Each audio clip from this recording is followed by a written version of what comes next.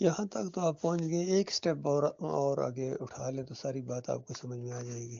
یقین کرو جمعے والے دن مسجدیں بھری ہوتی ہیں، روڈوں کے اوپر میں نے جائے نماز دیکھے ہیں، روڈ ٹریفک بند ہو جاتی ہے، اتنے نمازی ہوتے ہیں جمعہ پڑھنے والے۔ عید پر بھی آپ نے دیکھا کتنا اجتماع ہوتا ہے۔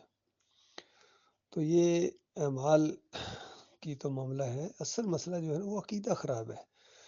مسجدیں بھری ہوئی ہیں، قرآن مجید ہے، سب کچھ ہے، لیکن عقیدے کے اندر خرابی ہے۔ کوئی عرس کر رہا ہے، کوئی میلے کر رہا ہے، کوئی چڑھاوے چڑھا رہا ہے، چادر چڑھا رہا ہے، کوئی 11ویں کھا رہا ہے، کوئی 12ویں کھا رہا ہے، کوئی 10 محرم کی سبیلے لگائے ہوئے ہیں، کوئی جمہوریت کے مشرکانہ نظام کے اندر ہے، کوئی واسطے وسیلے کے شرک، کوئی رکوع اور سجدے ثابت کر رہا ہے، کوئی گمبد کی پوجا میں لگا ہوا ہے، کوئی مورتی کی پوجا میں لگا ہوا ہے، دفاع کر رہے ہیں، اپنے شرک کا دفاع کر رہے ہیں۔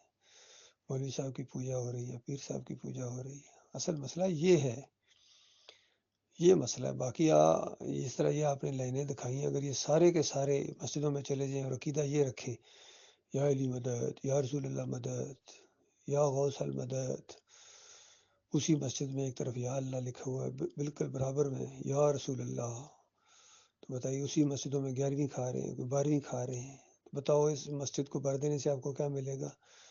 بتائیے جتنا حج کے موقع کے اوپر اتنا بڑا اجتماع ہوتا ہے ان مسلمانوں کا، پوری دنیا میں کسی اور قوم کا کوئی ہوتا ہے؟ تو عمرے یہ کرتے ہیں، حج یہ کرتے ہیں۔ ابھی رمضان کا مہینہ آ گیا، دیکھیے کس طرح خیرات بھی کریں گے، صدقے بھی کریں گے، زکاتیں بھی دیں گے، بہت کچھ کریں گے، افطاریاں بھی کرائیں گے، رات کو قرآن بھی پڑھیں گے، قیام اللیل بھی کریں گے، یہ سب کچھ کریں گے، اور ساتھ ساتھ پھر شرک بھی کریں گے۔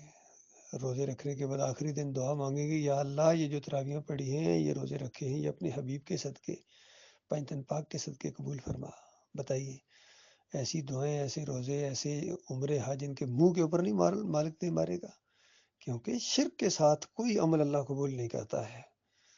یہ سوچ جب تک نہیں پیدا ہوگی، باقی یہ کہنا بھائی سنموں میں لوگ زیادہ جاتے ہیں، کھیل کود میں زیادہ جاتے ہیں، بازاروں میں زیادہ جاتے ہیں، مسجد میں کم آتے ہیں، تو یہ مسجد میں آ بھی جائیں گے تو کیا ہوگا؟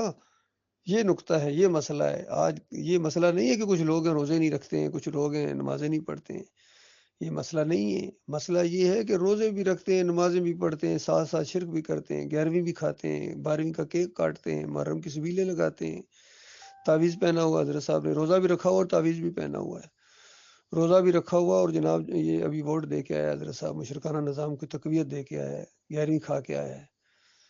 یہ مسئلہ ہے، رکوع اور سجدے ثابت کر رہا ہے نبیوں کے، ولیوں کے، مزاروں کے، پیروں کے۔